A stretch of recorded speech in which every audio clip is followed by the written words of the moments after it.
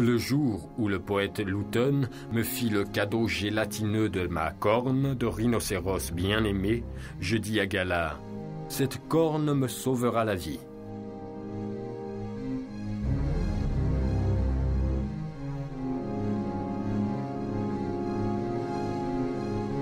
Depuis des siècles, l'humanité s'efforce de saisir la forme et de la réduire à des volumes géométriques élémentaires. Léonard avait tendance à fabriquer des œufs. Ingres préférait les sphères, et Cézanne les cubes et les cylindres. Mais seul Dali, en se laissant obséder exclusivement par les rhinocéros, vient de découvrir la vérité.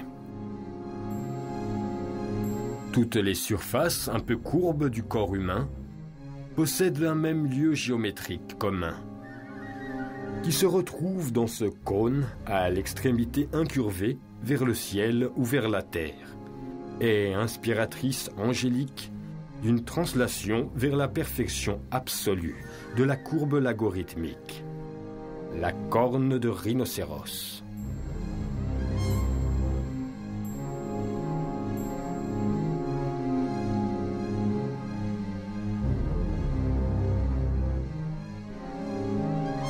C'est maintenant la façon dont je vois toutes mes peintures, et je reste ébahi par le nombre de cornes de rhinocéros de mon œuvre.